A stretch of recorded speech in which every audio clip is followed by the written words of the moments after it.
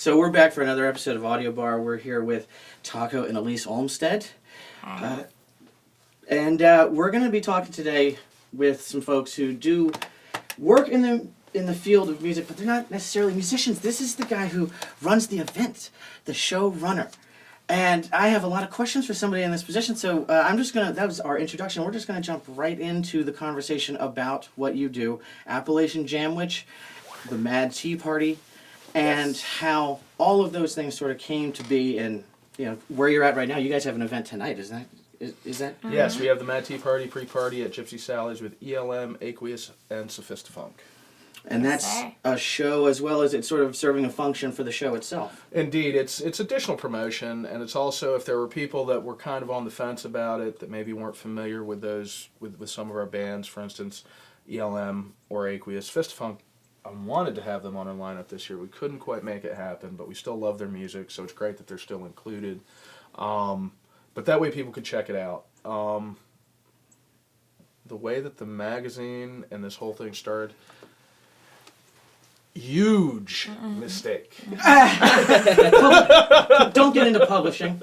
It's funny. None of us involved in Appalachian Jamwich, our business partner Daniel King, who's our publisher, Elise or I, the three people that started it. None of us have a publishing background at all. We had no experience. I can relate not having a journalism background whatsoever. Yeah, the only experience I had was the school newspaper. Right. Which was, again, this was way before digital, when everything got laid out completely different than how it is now. It's sort of just an enthusiasm at that point, isn't it? Yeah. Yearbook team. You want to get something done with the team. Exactly. So what happened with us was we were in Asheville at Christmas Jam, and all of us were just hanging out, a bunch of wooks. What year is this? 5 years ago. 2012? No, or 2011. 2011. So, actually it was 2010, the end of 2010, beginning of 2011. Okay. Because it was Christmas Jam. So it was December of 2010. So the holiday season, you're all feeling very festive, very together. So we're sitting around in Asheville, and all of our friends are like, talking about how we're always on the road. We're always at these shows. And how nice it would be if we figured out a way to try to make a living at going to shows. Doing the thing you love together. Yeah, which is odd for me because I figured out when I was 17, just graduated high school, that I could make a living following the Grateful Dead selling tacos. Do you mind me asking now, how old are you now? I'm 41. We a long road. Can I just interject here, because I knew Taco for a couple years before I even knew what his name meant. So can we clear that up right here? before we go I'm any learning. further? Yes. I finally asked you a couple months ago. Yeah. So. And that's how I got the nickname. I was the taco guy at the beginning of tour. I was just Taco at the end of tour. So Before that, what were you? Before that, I was Eric Olmstead, amongst several other different names that people were fond of using. Be kind to each other, people. The taco thing stuck. I mean, I'm not Mexican. Not that there's anything wrong with that. I love my Mexican brothers and sisters. Filipino? I'm half Filipino. Somewhat? Part Native American. Hey, right on. hey. Good job. And then all of Europe, because my name is actually Eric Olmstead, which is Scandinavian roots, and it goes back to Scandinavia and the Vikings. So my ancestors like to sow their seeds cross borders. They got around. There's pollination of sorts. Yeah. So we were sitting there, how do we do this? What are we going to do? And we're like, I was like, let's start a magazine. And then all weekend long, everybody was making jokes about it, saying we should do this, we should do that, da-da-da-da-da. And, packed our bags, went home, and that was the last that I heard of that. Sort of just a sincere thought at that point. Yeah, it was like a joke. I mean, honestly, me and Elise were doing quite well financially in our professional careers at the time. So, I didn't find a need to reestablish myself as an entrepreneur. And nothing to prove at all. No, not at all. I mean, I had a very comfortable life. I could go to shows, I could stay at hotels, I could spend all the money that I wanted to and not worry about it. which is a great place to find yourself when you have kids and you're married and things like that. But needless to say, a couple months later, people were asking about that magazine that we all were joking about, and I'm not one to be called out on a bluff. Oh, shit. Yeah, I'm one of those idiots. Oh, shit. So, talk to you. I talked to you about it, and I was like, "Do you really want to do this?" She's like, "I think it'd be great." Well, you were like, "Are we gonna do it or not?" At that point. So it had really been on Yeah. your mind. Yeah. Yeah, we had been talking about it for a long time, and then we took the jump. I had like no idea what I was doing with InDesign or Photoshop or any of that. Well, first we had to talk our other business partner, Daniel Yeah. King, into this whole Into the idea. who, for some reason, Daniel's a really sharp guy, business major, and I think it speaks volumes about his and our relationship as a team. When you can get someone who's a fiscally minded person to take a chance on such a long shot. That's a common question I ask the internet. If you could ask someone who runs the show, runs a festival, what's the number one question? We heard first back from, might not be news to you, from other show promoters or aspiring show promoters, whose number one question is, how do you get a financier to invest in your fest? With Danny, well, we'll get to that. We'll finish up with the Well, I mean, it magazine helps thing. having good friends. Yeah. You know, and knowing people that are willing to help or have the means to help. Sure. And for the publication, and I'm sure that's going to be something at least similar to that. Mm-hmm. Yeah. Exactly. I mean, and like I said, we had no publishing background. So Miss Elise, well, at first we had someone that wanted to help out on the graphic design part and do the layout. But I mean, it was a great experience just learning how to do it, and then just got a little better every Actually month. laying the whole thing out. Yeah, laying out Yeah. the magazine. But it's a really fun progression if you have a copy of the first one to look at. When was the difference. first one released? I know I didn't start reading until a couple episodes in. You guys were actually nice enough to feature on us. Yes. Yeah. But when did the first April I think it was- 2011. April 2000. So this is almost an 11 or anniversary 12. of sorts. Yeah, we're 5 years old now. Congrats. Thanks. Congratulations. Thank you. What a momentous feeling this is all of a sudden. Yeah. So, to the festival thing. So, I developed a love for the works at Allgood up on Marvin's Mountaintop. That was the first time that I'd heard of them, but that was the first time I saw their live show and was completely enamored, blown away by it. And so we started this magazine. Our very first issue was featured on Larry Keel, who, by the way, Larry, I love you. Larry Keel and his band, they're just such good people. His wife is an amazing, awesome woman. Will Lee, great banjo player. So he was featured in our first issue. But then our second, someone had slipped. Someone had given the Works organization my phone number, even though we weren't even into I don't think our first issue was even published yet. Word is getting around. There's a Yeah, buzz. somehow or another, Yeah. word got Yeah, it was around that crazy. I It started was a awesome. magazine and wanted to interview the Works. And we still don't know who it was that gave Chris Hauser our phone number. Yeah. Like we It was tried to. me. Whatever this is. So Whoever it is out there, you're very sneaky. yeah. It was great though. So I'm at work, and I'm a big Widespread Panic fan. Mikey Hauser, Panic. God rest his soul. Huge fan. I actually lost all interest in Panic after Mikey died, and didn't get back into him until Jimmy got up with the band. And so I'm sitting there at work, and I get this text, and it's, "Hey, call me back. This is Hauser." And I'm like, Mikey? Same last name. Yeah, so I walk outside, pull my phone out, and I'm like I call it, and I'm like, "Hello?" Oh my gosh. And it was Chris Hauser from the Works, and we discussed doing a phone interview, but they were coming to Maryland, to Baltimore, a couple weeks from that point, and I was like, well, why don't we get together at the 8x10 and we'll do the interview at the 8x10. Sounds great. So we go to the 8x10, met Donald Roof and Owen Gray, their booking agent, tour manager out front. They take me up to the green room, start the interview, and it really was like an instant friendship with those guys. It was just like a scene waiting to embrace you. Yeah, it was just, you know, we have all this love for Ohio. Mm-hmm. You know, Ohio's a really special place, and their music scene's really special, and we wouldn't have been introduced to that if it wasn't for the Works. And I mean, and it was just this instant family feeling, like we'd always all known each other. So it's great. It's amazing.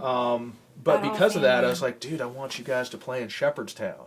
Let's do a 2-night run in Shepherdstown with you guys. I'm like, okay, well, Owen's here. Here's our booking agent. You know, you guys can work it out. So we worked it out and booked this show, signed this contract to have them play 2 nights in Shepherdstown, and found out that the Opera House was double booked on one of the nights. So we tried to scramble and try to do some things. And to make a long story short, after 6 venue changes and a whole lot of panicking, 6 weeks before this show, we found a place to put on an outdoor event, which I did not want to do. I mean, then you're going from paying just a contract and some sound guys and light guys to paying for stage, lights, sound, all the things involved in putting this on. So now you're speaking to a lot of conflict resolution.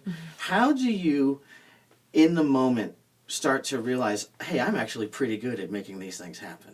And taking advantage of that and applying that skill set to a music scene and musicians and this particular industry. Well, you know, years... let me say, you're stubborn is one thing. Common thread I'm finding. So anything that you say you're going to do, you follow through to the end. I really do. Find any sort of resource you can. Task, goal, orientation. Yeah, and I think a lot of that has to do, too, with having a background in ground-up construction work. You know, you find yourself with problems that, you know, you have a deadline.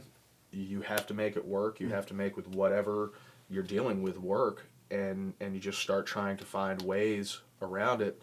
And that's been my whole life. And I mean, I personally perform really well under pressure. I actually prefer to be under pressure when I work, because that's what I enjoy. You know, I always used to love being on a job site, you know, 2-3 weeks before, and everybody's breathing down my neck, and my Nextel's going off, and I'm like screaming at my guys, and I'm yelling at foremen, and, you know, we're doing everything we can to make it work, and then we make it work, and it all comes together, and then everybody goes home happy with a bonus. So, you know, that's kind of how that whole thing panned out. But she's right, I am stubborn. You know, I mean, Madison... That's the one-word answer to the question. Owen Gray gave me several opportunities to back out of that contract. And I was like, no, I put my name on it. I'm going to see it through. And plus, too, it evolved into, it was going to be a 2-night run on mine and her wedding anniversary. So it was like, why wouldn't we want to do this? So we did it. We did it at the Bavarian Villa. And it was, you know, it was not a festival the first year. It was a great party. And I even told the Works tour manager and the guys, you know, I'm like, look, you know, and their booking agent, Owen, I'm like, you know, when you guys come out, I don't want you to look at this as work. This is my wedding anniversary. I want everybody here to have fun. I want everybody to relax. Everybody had fun. The Works went swimming in the river. Oh yeah, everybody had a great time. And drink and be merry. Yeah, the funny thing about that first year though was I can't believe it. Johnny Neal came out From the Allman Brothers. from the Allman Brothers. Came out. He showed up On a in the lark. middle of the storm. Yeah. It was crazy. Yeah. Oh, if you see this, I'm sorry, Mr. Neal. He came out in the middle of this. That was the other. This massive storm's blowing through. Donald, from their tour manager, comes up to me with his radar. He's like, dude, I just got a phone call from Ohio. This storm's knocking out everybody's power. And he shows me the radar, and it's this just red blob just moving steadily east. So we start buttoning everything down, and this massive storm, which was known as the derecho, El Derecho, that was that year, came through. knocked all of our porta-johns over. Tents were flying. There were 12 of us holding down the stage and stage cover. And then, power was out after that. So we moved the party inside afterwards because everything was just so saturated. Nobody wanted to take a risk. And Johnny Neal and the Works did the first Works acoustic set. Yeah, right there in the living room. Right there in the living room of the Bavarian Villa, and we passed around moonshine all night. Was I know the Works, it's been a tradition. Sometimes it's even been unannounced for them to do a sunrise set every year. Was this the first year? This was their first year, yeah, because, with their set being cut short and losing all the production and everything, those guys came up and started playing at like 10 o'clock, 9 o'clock at night. On Saturday. And played until 6:30 in the morning. They played until the sun came up. And it everybody was like still there, and everyone was just like stunned. They were like, "Is it over?" They're a great band. I remember catching. My favorite set was, I believe, Mad Tea Party 3. Sunrise. It might have been the second set, but I was just blown. I hadn't seen Chris Hauser play in a couple years. I was just absolutely blown away by his guitar playing. Yeah, You should he's see him so right talented. now. I don't want to. Oh, right now. Right now. He just gets better and better. Right now, that band is on fire. I haven't heard them with they have a temporary bass player right now? Right now it's Jake, Baby Hands Jake, and Jake is a beast.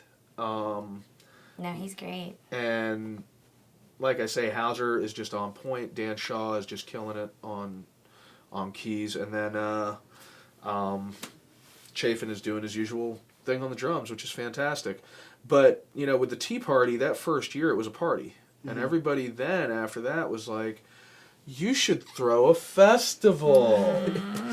So that's the next question. What happens when this bit of work that you do, that you pull off the show? Everything goes by, it's not a show, it's a party, but it went off. The event actually happened.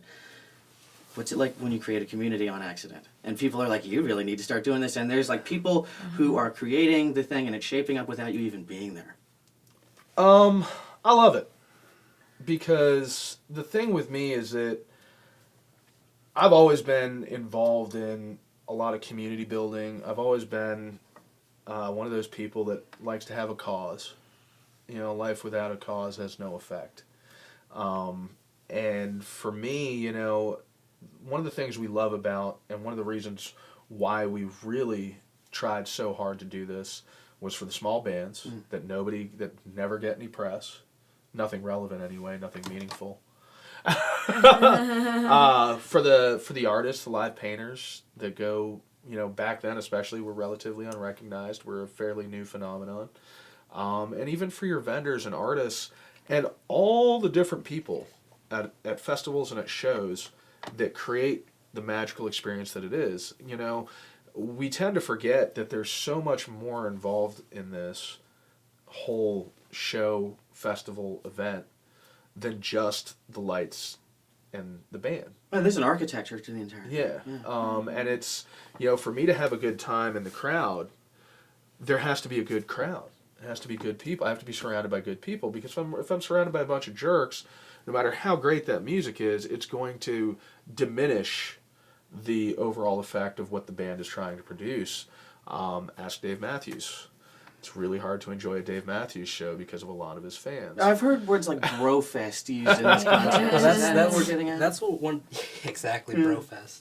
But one of the things me and a whole lot of other people really enjoy about Mad Tea Party is the atmosphere, and especially for the artists. It's not, you don't see a lot of smaller to mid-sized festivals taking care of the artists. We Sometimes certainly it's just try. like, here's a bag of chips and get the hell out. That's a shame to hear. I'm learning this for the first time, and that's a shame to hear. I mean, my dream goal for the event is to have endless buffet options for everyone. We would love to do it up. I mean, we feel like it's our home, and we're welcoming you into my home. Like, if you came over to my house, like a hosting. Yeah, I would feed you until you couldn't eat anymore, because that's just what I like to do. I like to, if someone is at my festival, I feel like they're in my home. Absolutely. And I want to host them and show them a great time. Yeah, I mean, ultimately, if I was a millionaire, just had millions of dollars, I would probably throw a festival for free for 1,500 people every year. because it's an amazing thing to do when you get 3 days of community living with strangers to things that everybody loves and likes, because all of a sudden it just levels the playing field for everybody. There's no status quo at a festival. No. But this all. So what would you say was one of the biggest challenges you faced? I mean, obviously, throwing a festival, the size of 1,500 people isn't an easy task. Right, just the idea. And you're of it. dealing with musicians on top of that. So Well, what are some of the big challenges? One of the challenges for me was dealing with the industry. That was probably the biggest challenge. In what way? The music business is not business. It's a circle jerk. Speak on that, please. And I'm sorry, guys, if I just upset anyone in the music industry, but it's all relationship oriented, and it's not the most business-minded business. If you could approach the music business with just being as any normal business, it would be so much easier to make money. But that's just not how it works. You have to fight sometimes to get some of these bands, well, their organization, to take your money. I'm trying to give you $10,000. Take the $10,000. Well, there might be this, because everybody's worried about there might be this show that comes up which gives us more opportunity to move up. Oh, and it's gotten things like cutthroat. Oh, I mean, it always wow. was. It always was. It always was, but I mean, it's definitely there. But and I get it. I get it. But then on top of it, It's a hard pill to swallow. yeah, I've been following live music for over 20 years now. I never once looked at a flyer and said, "Why is that band's name down here and not up here?" That's a very old Hollywood thing. My name's got to be at the top versus in the middle or below. It's all the credit card. Yeah. That's very old hat. Well, see, and that's the thing is that's not even about the fans. That's all about the It's industry. all ego and the agent being able to say, "Look what I did for you guys. Look what I was Yeah. able to pull off for you." And the thing is that unfortunately, you have your musicians that buy into it, and everybody keeps forgetting the person that pays the bills at all of these events is the ticket buyer, the music fan. That's the person you need to worship. That's the person you need to look up to. That's the person that, as a musician, you should be looking to spend more time with, is your fan base, rather than someone in the industry making you promises for days and days and days that will likely, and I mean likely, not amount to anything. Because here's the thing. How many jam bands that were great actually are, in the last 20 years, have been able to say, I'm actually making a comfortable living doing this? I mean, not even jam bands, just any musician. 1 out of 1,000? Yeah, a few names come to mind. Just a literal few. Yeah. You know what I mean? So you have all these people in the business that are promising all these things, including the promoters. And a lot of times it just you're left pulling every single penny out of your pocket and your savings just to cover costs. And that, after the industry side, the second hardest thing is money. And then somewhere in both of those, the third hardest thing was just learning how to put it all together properly. The first year was just flying by the seat of our pants. I mean, the first year that it was actually a festival, like Mad Tea Party 2, we did some planning, but it was mostly just on the moment, spot decisions, all the time. For instance, having to realize things that we totally forgot. For example. Like when you're writing your schedule, bands need more than a 15-minute changeover. They need more than a half an hour changeover often, and it's a simplistic view versus the more complex view. Learning to account for the factors, the X Yeah, factors. and the bigger the band is, the more production they want to bring out. And, and that's great. I get it.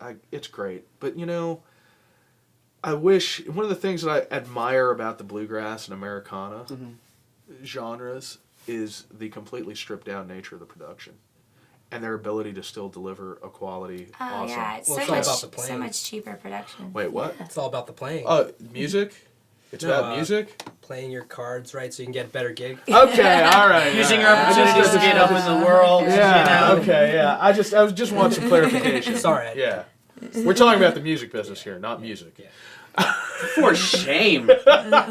Which is, that was really tough for me, going into this whole thing with a naivety and innocence of thinking that, all these people are all about just, oh yeah, man, it's all about the music. At the end of the day, it's all about the music.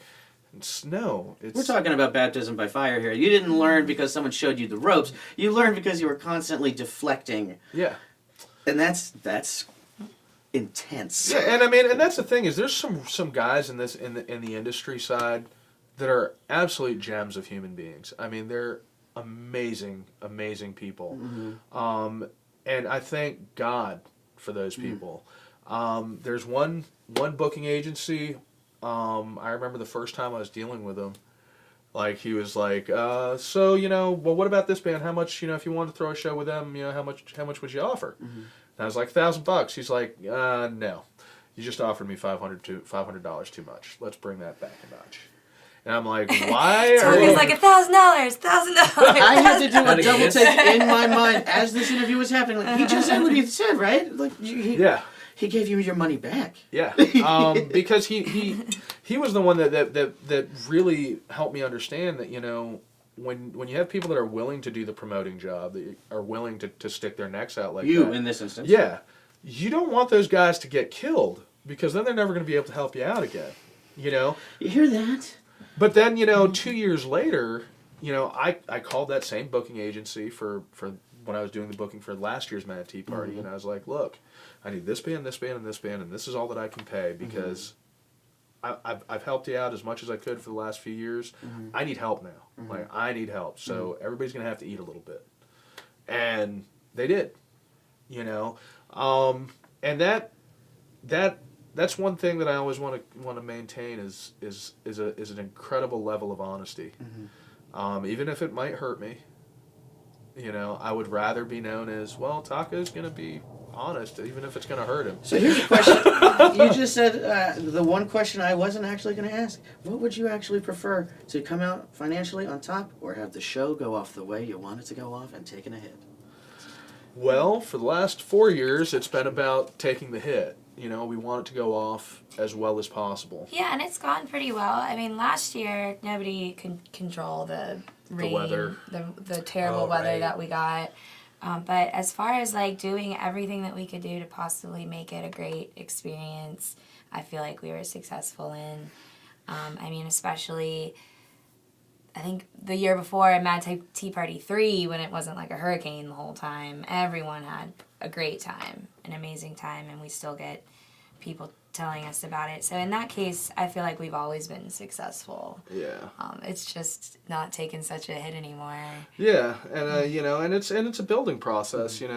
I had a lot of people that said, it's going to take 5 to 7 years, bro. I was just about to throw out the 5 thing. The first 5 years you're in the red, then you start to get in the black. You talk. These are the terms you don't want to start talking, and when it's something you love, but you apply the business to it, it just is what it is. Yeah, I like being in debt and selling off my vehicles and telling my daughter. You work better under pressure. Yeah, right? That's what I've heard. Telling my daughter that she can't go to college, things like that. Yeah. I mean, and that's honestly, that's been the result. There are people that have thought that I was just making money hand over fist. And it's like, no, I've been, they weren't there after the end of the festival when we're in the production room literally crying, holding each other and crying.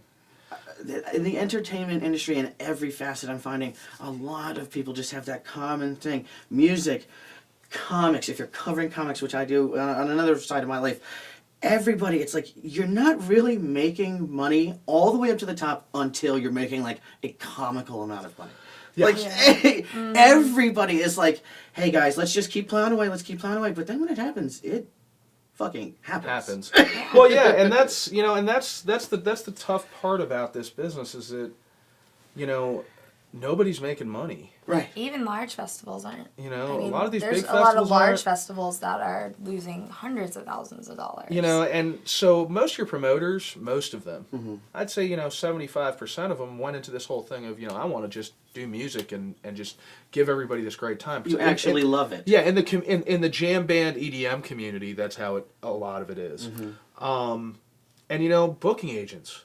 I'm sorry, but if you've ever done booking, you gotta love music at first, because there's no goddamn way that paycheck justifies the amount of work those people do. It's like this nightmare nobody talks about. It is. It really is. I hear people that have never done booking or really worked in the music business say, "Man, I think I want to be a booking agent." Yeah, and I'm like, thankless in my position. you don't like to work more than 20 hours a week. Uh-huh. Booking agents, those guys work 60, 80, 100 hours a week. On call. Yeah, for a very, very small paycheck. Mm-hmm. There's very few booking agents that are making handsome amount of dollars and are living a glamorous life. The trade-off for a lot of these booking agents is the fact that they're working in a field that they love. They're working with artists that they respect and admire. And, they get some velvet rope treatment, at certain events. Mm-hmm. And, so that's the trade-off for these guys. So, I get it. And the biggest thing I've learned in the last 12 months about the music business and the industry is that everybody's just doing their job. Mm. For the most part, 99% of the time, it's everybody is just doing their job. This band has a production manager. It's his job to come to the promoter and get everything he can get out of me for production. It's the booking agent's job to get as much out of me to pay his band. It's the manager's job to get as much out of the booking agent and out of the promoter as he can. You know what I mean? So everybody is just trying to do their job. The tour manager, I used to wonder, why would a band want to hire a tour manager? Like, you don't know what time to get back to your bus or your van to get to the next, you don't know how to collect your money. And honestly, what it is because the band wants to be good people all the time. They want to always be nice guys. Mm-hmm. Because when you're an asshole, who wants to book an asshole? Somebody's got to be there for when it goes down. Yeah. Mm-hmm. And there's some tour managers that are really good at doing their job. And then there's some tour managers that are not quite as good because they just go straight for your throat. And that doesn't mean that they're bad guys. That's just different ways that everybody deals with things. And and professionalism is probably the hardest thing that I've ever had to grapple with. I used to start off all my interviews with, I take pride in my lack of professionalism. And I do, because professionalism, is a great way of saying I have no emotion. And I'm a super emotional guy. I am. I really am. And I love that about me. And that's not something I ever want to trade off. You know what I mean? I would rather how I'm feeling about what you're doing than sit there and just have you not know. You know what I mean? It's in an industry built on relationships. It's amazing how much people want to be professional. There's nothing professional about a relationship. Yeah, we're building a team. We're building a dynamic. We're starting to count on each other. But then all of a sudden it can turn to, oh no, we're covering our end. Where's your end? Yeah. Yeah, that's another common theme I'm finding, and the idea of putting on any type of content, not just a show, not just concerts, or even a festival on a larger scale, just providing content constantly. You start to see people as family, and then when there is a lack of production, it starts to turn to a professional element. It's like it's hard to balance those things. I mean, naturally, I would hate to put a band in a position where they don't have monitors and there's supposed to be 4 vocal mics and there's only 1 mic and they all have to sing into it. Bruce Springsteen style. Yeah. I would never want to do that, because I do want to put on a great show. Mm-hmm. I just don't want to spend $100,000 on one band's production. Mm-hmm. Seems reasonable. Yeah, but then working with Papadosio, those guys have this amazing production for their shows. So how how am I as a promoter going to deal with that? Because, naturally that's part of their show. It's not just their music. It's the lighting, it's the visuals, it's the whole environment that they create. So how am I going to do that? Well, I'm going to talk to their production manager, Bo Williams, one of the best in the business, y'all. Who's not only super pro, but he's super nice. I can have a conversation with Bo and let him know how I feel. I can let him know where I'm coming from, and he's going to try to work with that. And there's a lot of people that, That's a level of transparency I'm not used to hearing about. Like you're laying literally not just like what your responsibilities are, but like here's where I'm at, here's what I'm feeling today. Let's work together with all of these factors on the table at one time. Yeah, I mean, that's not to say that I would call Bo and say, so I got 2 tin cans and some string. Can that work?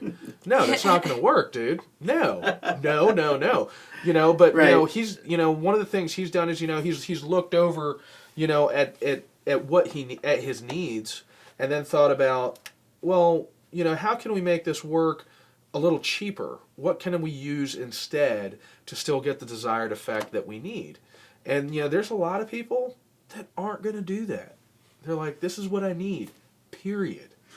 Not just putting on a good show, but finding a way to put a good show and save people money fiscally without getting too grandiose, it sounds like. Yeah. The production itself being like this Leviathan almost. Yeah, I mean, personally, their LED wall, like, I love Papadocio's LED wall, but I hate Papadocio's LED wall. Not because of my end as a promoter, but because I've noticed that every show I've been to of theirs where the LED wall was not present, it was a great show. Now, maybe that's chance, maybe that's coincidence, I don't know. But it just turned into something, and I can't help but wonder if it's maybe the crowd was focusing more on the music and less on the visual aspect. And then the band got to feed a little bit more off of that energy and helped create something more. There's so many different variables that could go into it, but that was just what I noticed. So, I mean, when if I go to a Docio show and there's not an LED wall, I'm like, oh, it's gonna be a heater. Speaking of Papadocio, they're on your lineup for this year. Yes. You want to talk a little bit about this year's festival? Because there's a lot to talk about, and it's in a brand new location. Do you want to talk about the location? I've been rambling on for quite a bit. It's in Pennsylvania this year? It's in Artemis, PA. It's called Four Quarters Interfaith or Four Quarters Farm. It's technically a church, but they have campgrounds there. You can get a membership and camp all year long. Before you scare anyone, when she says church, it did pique my interest. Understand, it's a pagan church. It's a pagan church, which also translates to dirt worshipping hippies. Great people, awesome core values, awesome principles. It's sacred land to these folks. That doesn't mean that you can't spit. It just means that you can't throw litter anywhere, which you shouldn't anyway. How do you find a space like that where they're like, come here? You can have your thing here. It's so funny because someone was just talking to Taco one day about how great Four Quarters Farm is. And because we were thinking about moving our venue anyway. And Taco was like, yeah, I know. They're just, they're picky about who they let have, their festival there. And it was so funny. The next day, the property owner actually emailed me, had emailed us, curious about our festival and wanting to meet us and talk to us about possibly having it there. It was a really crazy coincidence, but I'm so glad that it happened, and I'm glad that we kind of meshed as people, and we both have the same goals. They're very much about the community and creating the sense of community, and they have Burning Man style festivals there. They actually have Wicker Man right before our festival, and eventually we want to create kind of a 2-week experience where you go to Wicker Man and Mad Tea Party. You just kind of stay. Both. Do you screen the Wicker Man at Wicker Man Festival? I would like the movie. It's both versions, perhaps. Yeah. Maybe a demonstration of bees. I'm just spitballing. But the property is. It's gorgeous. It's magical, you know. Very magical. When our first initial property, the villa, the Bavarian Villa, I had an emotional connection with that place because of everything that had gone on there. But this new property, I remember the first time we went out there. I mean, it's magic. I mean, It's beautiful. It feels good. It feels good to be there. Yeah, even the dirt. You know, I felt the dirt. Let it run right through my hands. A good place to hold a giant concert. Yeah, I mean, it's a 150-year-old forest that's there that you camp in. You're camping in a 2-tier canopy, 150-year-old forest. Yeah, hammock prime time out there. You know, lots of trees, lots of shade. You know, shade at all times. A creek to swim in. It's on the National Registry of like clean water, and these swimming holes there are just massive. That's something That's a vital asset for a festival. Water sources, clean water. For a small festival, it absolutely is. Yeah, absolutely definitely. is. And we do have clean water on tap there, so you can just bring your water bottles. Yeah, there's 30 water spigots on the property. Fantastic. Like just dispersed throughout the campground, and it gets tested. It's all well, spring water, and it gets tested 4 times a year. So every quarter, county comes out, tests the water, make sure that it's right because they know that it's for public use. And then there's hot showers, flushable toilets. Oh.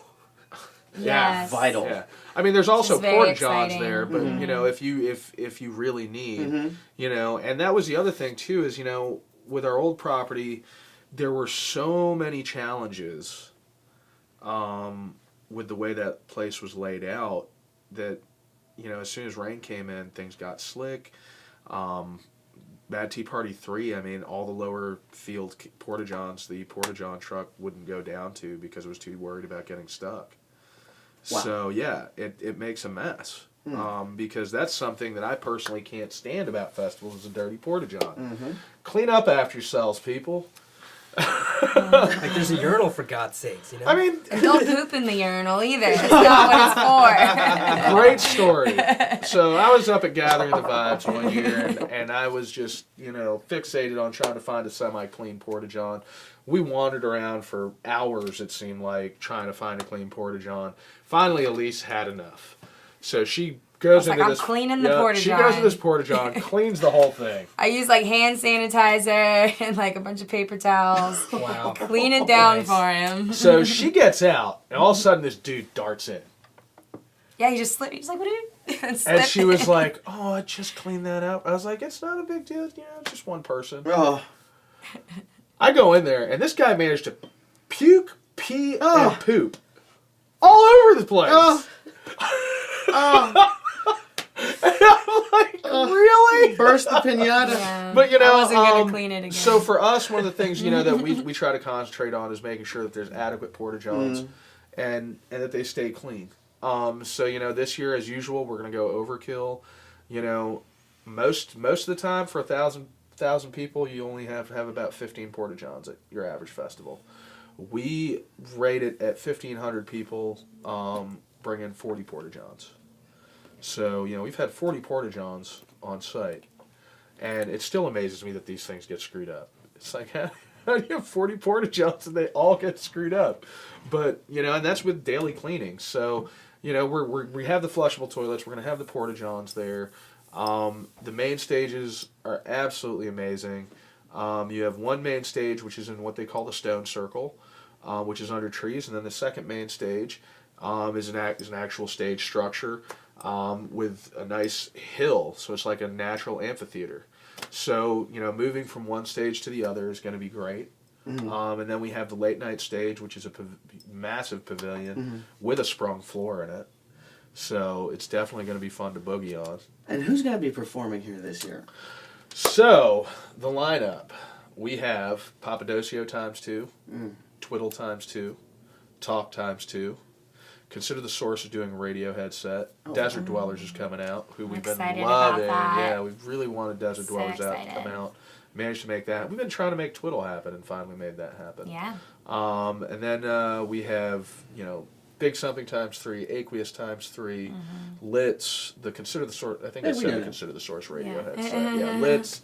You know, we had definitely juggled some things around this year too, because we wanted to change things. We've always had like 50, 60s, one year 70 bands. Oh, one year we had over 70 bands. I think we had like 72. Over 2-3 days? How many days? 3 days. 3 days. That's Which- a lot, no matter how you got it. Yeah, and the problem is that it's, our mission for the magazine is to try to spotlight smaller bands and get more focus on them. So the problem with when you have 71 bands in all those stages is the fans don't get to focus.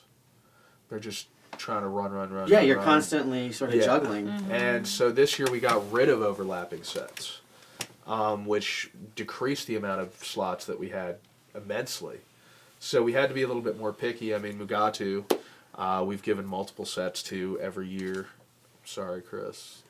You're dead to me. I'm on record. You are dead to me. Yeah, I mean this year we just had to make a few changes. The works aren't on our lineup this year because we just really wanted to try to freshen some things up a bit. Now, does that mean that these bands aren't going to be coming back? They're going to be back. It's just we got to do things different every year and change things up. So and then on top of the Big Something Aqueous and Aqueous times 3, Broccoli Samurai times 2, Of Tomorrow, Delta 9, the Clock Reads, which is this great ELM, this great young up and coming band, the Clock Reads out of Pittsburgh, as well as Manor and Friends, another up and coming band out of Morgantown. Both bands are really young. And so we're giving them a chance to show off. Mixing Numbers with Sounds, which is a Bedford, Pennsylvania favorite. That's a smaller band. Broke Down Hustlers, who's also a great bluegrass promoter, Danny Moore. And we love those guys. They're a big part of the Appalachian Jamwich family. Being in the Appalachians. Yeah. Yeah, their Sleepy Creek Spring Dig is coming up. Yeah. Yeah, we need to get more into that here.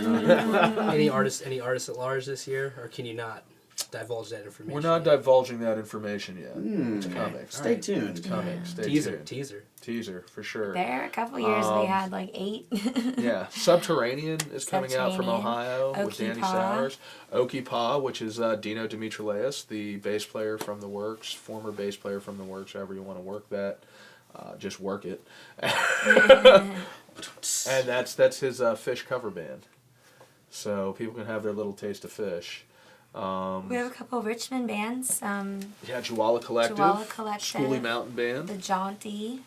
Are they ever? Southern Bells. Southern Bells, of course. Huh? Great band. Yeah. And if I missed someone, I'm sorry. I'm kind of having to memorize everything off the top. It sounds like you got a lot going on. Yeah. I mean, it really and then, does. as well as artists, Aaron Brooks, Ellie Paisley, Brian Bailey, Leslie Caneda, God, I love her. Ashton Hill, Annie Bennett, Calabi, she's coming back. Isis Kazone from Kazone. Ohio, Vince DiBiazzo from Ohio. We've got people from all over. Who's our art coordinator again? Brian Stacy from Brian Stacy. Yeah, Brian Stacy. If you need a tattoo, down go in Brian North Stacy. Carolina. He does great tattoos. Is he North Carolina? I thought it was South Carolina. Maybe. Sorry. South Brian. Carolina. Sorry, Brian. All right. But yeah, it's going to be a whole lot different this year with the new property, but it's going to be 300% better. Maybe even 500% better. We have official calculations on this. Yeah, I have. And my T-Rex, he's gone through for walks there, and So, where can people find the content, the outlet, Appalachian Jamwich? Is it still in print? It's in print. We have over 60 different locations from Burlington, Vermont to Charleston, South Carolina. Bands go on tour with it. Generally, most of your venues in the area have it. We go as far west as Columbus, Ohio. And it's out there. You can go to www.appalachianjamwich.com. Order a magazine. We would appreciate it if you subscribed. It is a free magazine. The subscription, though, gets it delivered straight to your house. And usually Elise puts in flattering little notes and things like that. I put some love in there. That's really cool that it's personalized at all. That's really cool. Yeah, we still are doing that train. I love that, though. Like, it's as grassroots as it gets. I absolutely love that. And then, we do the stuff online as well. But, the one thing that we've really learned about what we do is that we're not a music magazine, nor are we an arts magazine. We're a lifestyle magazine dressed up as a music and art magazine. If that makes any sense. It sort of leads to a community on a whole. You know, because I don't want to keep on putting out I don't want to put out a bunch of clickbait. God bless you, sir. Yeah, I mean, how many times are you really going to read about XYZ band at XYZ venue playing XYZ set, and it was awesome? I get it. Well, this was one the other day. This band just changed their social media statuses. That was an actual article on the I believe website. it. I believe it. They changed their social media status for the first time in ages. Oh, click. Yeah, I mean, personally, you know, I think more people are interested in trying to figure out how to cure their hangover than to, you know, discuss in detail, you know, the chord changes of the band. I mean, and that's not to say that there aren't people that are interested in that. Right. I get that. But, you know, I'm not Chris Lee. I don't need to know what pedal that was. Look, bro. We're cut from the same cloth. I thought we weren't going to bring it Stick up. around for our Gear Talk segment. I thought we weren't going to bring it up on this interview. There's a checkered past, and we may or may not be brothers, you know. Brothers fight like this. It's a you know, it's a sibling thing. So. Oh, speaking of which, can you stop leaving your dirty socks in the freaking bathroom? Whatever, man. These two. You know what I mean by the dirty socks. Talking about. Don't worry about me. I get mine. Don't worry about me, man. Oh yeah, you're getting yours. Hanes.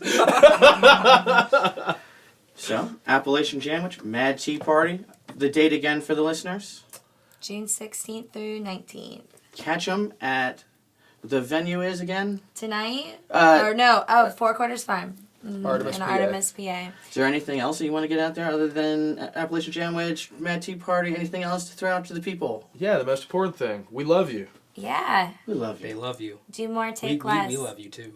Yes, definitely. Do more, take less. Love is an action word. So let's get busy. Everybody get busy. There it is. Thanks for being here. See you guys again. Round the bend. Mike Sains, Chris Lee. Taco Olmstead, Elise Olmstead. Thank for having us. Yeah, thank you. We love this. This is great. I can't wait to hopefully kind of be honored enough to come back here. This was wonderful. Fantastic. We'll see you guys again. Peace out.